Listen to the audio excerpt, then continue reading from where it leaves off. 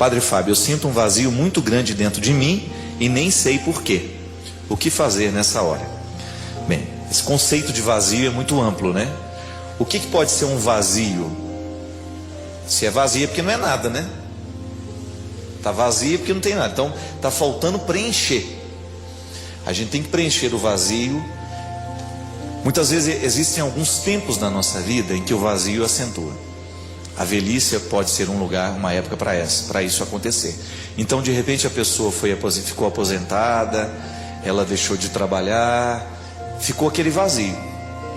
O que ela faz com isso agora? Ou ela vai se ocupar de coisas que ao longo da juventude ela não pôde fazer, ou ela vai ficar ali naquela ociosidade. Então de repente o que é bom para evitar esse vazio? Preencher com coisas boas. Uma boa leitura, uma boa influência. Sempre digo isso, minha gente, nós temos que tomar um cuidado muito grande com aquilo que ocupa a nossa cabeça e o nosso coração, porque nós somos frutos de tudo isso. As coisas que nós estamos alimentando hoje através da nossa leitura, do programa da tarde que a gente assiste, da música que a gente escuta, tudo isso preenche ou não os nossos vazios. Quando é que a gente tem a sensação de que o vazio foi preenchido? Quando nós nos identificamos de maneira positiva com o que a gente está vendo. Então de repente eu assisti a uma reportagem, a uma entrevista muito interessante, eu não vi nem o tempo passar, pronto, eu preenchi o vazio daquela hora que eu iria passar em angústia, eu passei na boa companhia de uma reflexão boa, uma boa reflexão. Então de repente, se eu não ocupei a minha cabeça com coisas boas, aquilo acentuou ainda mais o meu vazio. Se eu fui ver um programa de violência, de coisas ruins, eu acentuei ainda mais o meu vazio. Por quê? Aquilo que eu quis, que eu escolhi, não foi uma matéria boa para preencher o vazio. Então, muitas vezes, somos nós que vamos cavando esse vazio. É igual a droga. O que a maconha faz? O que a cocaína faz? É o preenchimento ilusório de um vazio. O viciado, ele não quer outra coisa senão preencher o vazio que ele sente dentro dele. Então ele fuma uma maconha, um cigarro de maconha, ele cheira cocaína, ele toma um comprimido de LSD, porque ele quer preencher de ilusão aquele momento. Então ele cria aquele torpor, né? Aquela situação de êxtase. Mas aquilo passa e aquilo tem um efeito rebote, né? Como eles dizem na medicina, que piora o efeito depois. Ameniza por um tempo, mas depois volta pior ainda. Por isso que o vício, ele é um círculo de alta destruição, porque quanto mais a pessoa usa, mais ela quer usar, porque quanto mais ela vai se tornando dependente da cocaína, maior é o vazio que vai ficando dentro dela. É como se você fosse fazendo um buraco que você nunca acha o fundo, então você nunca termina de cavar. As nossas escolhas na vida, elas preenchem ou não a nossa experiência humana. E esse é o grande desafio, minha gente. O que hoje eu estou trazendo para preencher os vazios da minha vida? É uma matéria boa? É sólido isso que eu estou escolhendo? Isso é sustentável? Durante quanto tempo isso vai me sustentar ao longo da vida? Precisamos saber. É uma pergunta honesta que nós precisamos fazer. Como outro dia, encontrei um casal que estava sofrendo muito no namoro. E eu perguntei, falei, olha, o que vocês estão escolhendo para que esse namoro seja tão insuportável? O namoro fica insuportável a partir das permissões e das escolhas que o casal faz, não é verdade? Ou nós vamos acreditar em azar? Não, eu não acredito em azar. Eu acredito em construção, em escolha, naquilo que a gente permite vir, naquilo que a gente joga fora, naquilo que a gente traz. Então as nossas relações, elas vão nos preencher à medida que a gente faz escolhas certas. E outra coisa também, gente, que falta muito em nós, é a dimensão da vida espiritual. Se nós não rezarmos, se nós não tivermos uma vida espiritual, e olha, vamos abranger esse termo. Vida espiritual não é só essa coisa que nós achamos que é entrar dentro da igreja, participar e ir embora, não. Vida espiritual é um conjunto de escolhas que nós vamos fazendo a partir da religião que nós professamos. Então nós aqui que somos católicos, você que é evangélico, você que é budista, você que é espírita, não sei qual é a sua religião, mas o que eu sei é que você tem uma espiritualidade que lhe acompanha.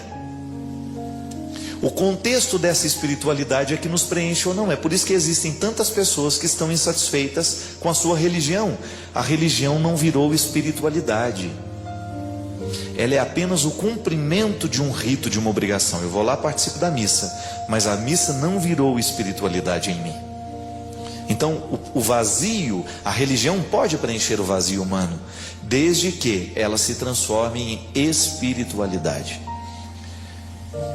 que é viver justamente as dimensões da vida do Espírito. São Paulo falava de maneira tão bonita isso, né? Ele fazia uma distinção que é até perigosa: as coisas da carne e as coisas do Espírito. Nós sabemos muito bem o que é isso, mas sabemos na teoria, mas muitas vezes na prática nós não sabemos viver, porque a gente se perde.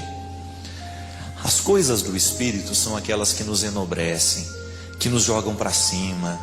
São as palavras boas que nós lemos através das leituras que nós fazemos, através de uma palavra de Deus, do Evangelho, através de um salmo, através de um canto de liturgia, através de uma música de mensagem. Nós elevamos o nosso espírito toda vez que uma palavra bendita toma conta de nós. Essas são as coisas do Espírito. E a religião trabalha o tempo todo propondo coisas do Espírito. As coisas do Espírito, elas moldam o nosso caráter. Por isso que nós precisamos associar diretamente o princípio religioso que me rege e as minhas escolhas. Qual é o meu caráter? A minha capacidade de ser eu mesmo, de ser verdadeiro, de ter uma postura séria. É o que a igreja nos propõe, né? A igreja nos propõe mandamentos, a igreja nos propõe regras, mas não é para nos aprisionar. É para nos dar suportes para que nós possamos ter uma vida espiritual. Porque se não tivessem regras, nós não saberíamos nos amparar, nós cairíamos. Todo o aparato eclesiástico, de liturgia, de ritos, está a serviço da vida espiritual. É bonito a gente, por exemplo, pegar um livro de Teresa d'Ávila. Como é que geralmente eles dão os títulos, né? Escritos espirituais de Teresa d'Ávila. Ela está falando justamente ali. Naquele livro, ela escreve sobre as lutas que ela tem de sair deste mundo da carne para alcançar as coisas do Espírito. E Teresa d'Ávila é uma especialista em mostrar isso com muita poesia, com muita realidade. Se você não teve a oportunidade, leia os escritos de Teresa d'Ávila.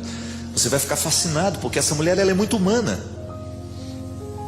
E ela não pratica uma religião etérea, dessas que não se mistura na realidade, não. Diz que tem uma cena, eu não sei se isso é verdade, né? Eu não sei onde que está escrito também, né? Aí diz que ela estava, sei lá, eu acho que ela estava no banheiro, né? Fazendo as necessidades dela. E nisso, dizem que o diabo, né? Soprou um espírito, uma palavra maligna na cabeça dela. Teresa, uma mulher tão pura como você, fazendo uma coisa suja dessa, né? Aí diz que ela virou assim: pois é, meu querido, e tudo isso que eu estou fazendo eu ofereço a você. Se é verdade ou não, está lá na história dela, né? Não é interessantíssimo isso? A pessoa conseguir rezar na hora que vai fazer as necessidades. Isso é rezar a vida, né? O Padre Léo era um especialista nisso, né? Em rezar a vida. E o Léo falava muito dessa religião que preenche o vazio do coração. Preencher o vazio do coração através de uma religião tem que ser uma religião como essa, de Teresa d'Ávila, de Padre Léo, de Monsenhor Jonas Abib, que faz da realidade concreta o lugar da oração. É igual aquela mulher que chega, né? Antes de sair de casa, ela bate no marido, no papagaio, nos meninos, no balai de manga e fala: eu preciso ir para a missa, e bate em todo mundo. Pelo amor de Deus, a missa tem que começar antes, né? É não bater em ninguém para ir. Que às vezes a pessoa, para ela ter uma prática religiosa, ela fica agressiva. Ou quando ela volta da missa, ela volta batendo em todo mundo, porque ninguém foi na missa com ela. Bando de safados, vocês estão todos no inferno. Aí a missa não virou espiritualidade, né? Ela tem que chegar feliz. Não, gente, a missa foi tão boa, eu estou tão em paz, né? Não, agora já volta com aquela cara brava para a gente perceber que ela não gostou da gente não ter ido. Não virou espiritualidade, não preencheu o vazio. Quando nós fazemos dessa nossa experiência Uma experiência saudável de religião é isso, né? Aquilo que eu pratico do ponto de vista ritual, a minha oração do texto, a minha oração, a minha devoção, enfim, qual seja a sua prática religiosa e qual o que faz parte do rito que você celebra, você tem que extrair deste rito a sugestão que este rito faz para uma vida prática. É aquilo que na palavra de São Tiago, na carta de Tiago está dizendo: não só as obras, não só a fé. É a reconciliação desses dois aspectos. O que eu acredito me leva a agir. O contexto da minha religião me leva a ter um comportamento. Sou solidário, de repente, ser simpático com as pessoas que a gente encontra, ser amável com quem a gente encontra, né? Ser acessível ao outro. Isso é tão bonito, né? Quando você tem a oportunidade de estabelecer vínculos e que a pessoa, é aquilo que a gente falava no primeiro bloco, a pessoa não tem receio de chegar perto porque ela sabe que você é uma pessoa religiosa. A sua religião quebra o muro da cidade. Já não importa se estamos fora ou se estamos dentro. Nós nos transformamos em pessoas abertas.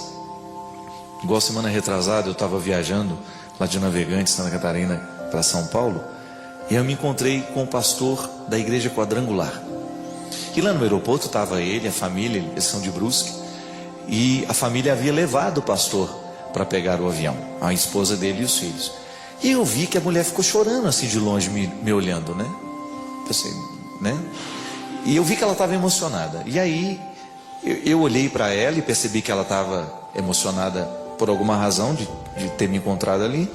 Aí a gente se aproximou e o pastor disse assim: padre, não repara não, minha esposa está muito emocionada porque ela gosta muito do senhor. Eu não gostava não. Comecei a assistir o programa por causa dela. Aliás, ele até falou, me pediu perdão, que ele tinha implicância de mim. Não tem nada que perdoar, né? Isso é natural, o processo natural. Você é um pastor, a sua mulher fica assistindo o programa de padre, então é natural que você tenha que ficar. Mas o bonito, sabe o que foi? É o espírito cristão que prevaleceu naquela conversa, né? Aí tiramos uma foto e ele viajou sozinho, e depois a gente foi conversando. A família voltou para casa, para Brusque, e a gente seguiu para São Paulo. E o pastor falava justamente disso, né? Do quanto que é importante nós fazermos das nossas diferenças um ponto de encontro. Ao invés de nós criarmos distância porque nós somos diferentes, a gente se aproxima porque a gente colhe da riqueza do outro. Eu não preciso mudar de religião. A esposa dele não ficou católica, mas ela ficou ainda mais crente, porque a palavra que nós anunciamos aqui é a palavra de Jesus e os desdobramentos práticos desta palavra. Não há que criar dificuldade porque nós somos diferentes. E aí eu achei bonito porque eu acho que isso é a concretização daquela profecia, né, do profeta Isaías. Um dia lobo e cordeiro comerão no mesmo prato. Quando você descobre que estas diferenças religiosas vão caindo com o tempo, justamente por causa da urgência da misericórdia, gente. Eu acho que quando nós temos assim um mundo cada vez mais difícil como nós estamos tendo, cada vez marcado pela violência, cresce dentro de nós essa urgência de sermos bons. Engraçado isso. Aí cresce a urgência da gente abrir a janela e conhecer o vizinho, para a gente ter um pouco mais de segurança de quem está do nosso lado, para a gente não ficar tão inimigo assim. Até esta aproximação das pessoas que não gostam de nós, vamos diminuir as inimizades do mundo, né? E às vezes as pessoas são inimigas por questões de ignorância, não conhece o outro, não sabe quem é o outro, porque esbarra no preconceito, esbarra na preguiça, né? E aí o vazio cresce. A sensação de estarmos na solidão, a sensação de não termos atingido, de não termos conseguido, é tão triste. E Maria, essa coisa que nós podemos identificar como um preenchimento, não tem outro nome, minha filha, é fraternidade, é companheirismo. Nós vamos nos sentindo cada vez mais solitários à medida em que esse vazio vai crescer, à medida em que nós fechamos a janela da nossa casa e dizer, olha, não tenho interesse de conhecer o meu vizinho. É tão triste isso, né? Eu me lembro, né, quando eu estava precisando arrumar um lugar para eu morar, quando eu fui sair do convento, eu escutava muito isso. Lá é muito bom porque vizinho, ninguém nem conhece o outro. Isso virou valor. Lembra que no passado era diferente? A gente queria morar onde todo mundo se conhecia. Eu me lembro quando era pequeno, lá em Formiga, lá na rua Marciano Monte Serra, onde eu cresci. Mas eu me recordo que naquele ambiente lá da rua Marciano Monte Serra, todo mundo conhecia todo mundo, gente. A dor de um era a dor de todo mundo. Eu me lembro quando os vizinhos apanhavam do pai, todo mundo chorava junto, todo mundo saía para gritar na rua. Aquela solidariedade, né? Todo mundo sai para a rua e vai. Não tem nada mais bonito de uma vizinhança solidária. Quantas vezes eu escutava: ó, como é que fica, minha mãe? Você me presta umas 2 colheres de café, minha filha? Né? Ou eu empresto, só se você me emprestar minha açúcar, porque a minha acabou hoje, eu não tive tempo de ir lá no Coló comprar. Coló era o homem da mercearia.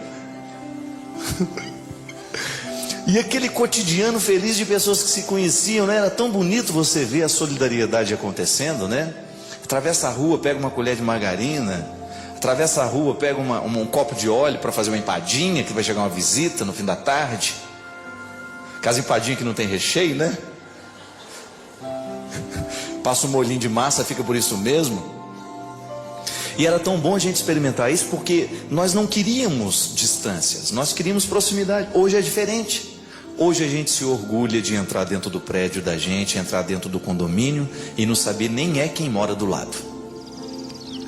E às vezes nós somos um bando de solidário, que não vê a hora de alguém bater na porta, né, de chegar, de convidar para alguma coisa, né? Eu achava bonitinha minha mãe nesse tempo que ela morou lá no colégio, né, lá num prédiozinho, que a gente comprou um apartamento para ela ter sossego. Eu me lembro que a Denise, né, que é uma grande amiga, Denise, você que é a dona do restaurante Hora do Almoço, ela vivia essa realidade com a minha mãe o tempo todo. A minha mãe morava embaixo, ela em cima. E eu, quantas vezes, minha gente, eu ia dormir tranquilo, porque eu sabia que minha mãe tinha a Denise em cima da casa dela. Ela não estava num condomínio de pessoas indiferentes. Ela tinha uma pessoa que falava, por isso que ela ficou gorda durante um tempo, porque ela subia todos os dias para comer uma sopa de macarrão. Vê se 10 horas da noite é horário de tomar sopa de macarrão. Era a solidariedade, né, do carboidrato, né? E aí eu falo: mãe, mas por que a senhora come? Eu fico sem graça de falar não. Fico sem graça de falar não, estou sabendo. Mas é bonita essa solidariedade que existe quando você fala: olha, aqui nós não temos barreiras. Nós queremos proximidade. Nós queremos gente por perto. É tão interessante, gente, que às vezes a gente acha que porque o condomínio é muito seguro e cada um está dentro da sua casa, cada apartamento está resguardado. Claro, todo mundo precisa de privacidade. Esse negócio de você também ter a sua vida invadida o tempo todo não é bom. Você precisa ter o seu momento. Mas você saber que o vizinho está ali, né? Não significa que você vai ficar incomodando, importunando, não, mas é aquela coragem de você bater na porta do lado. Eu acho que deve ser muito triste a gente morar num prédio que a gente não tem coragem de bater na porta do vizinho. Não deve ser triste isso? Você não sabe como você vai ser recebido. Então, antes de ser uma religião do templo, da igreja, da novena, do pastor, do púlpito, tem que ter a religião do prédio, da fraternidade que nos une. Lá no nosso prédio mesmo, né? Tem muçulmano, tem cristão, tem espanhol, tem brasileiro, tem de tudo. Uma torre de Babel. Mas todo mundo fala a mesma língua. A língua da fragilidade e do amor. Há dias em que nós estamos frágeis e o outro pode nos amar na nossa frente, pode nos socorrer. Há dias em que nós precisamos dessa religião, é a mais urgente, é a que nos socorre no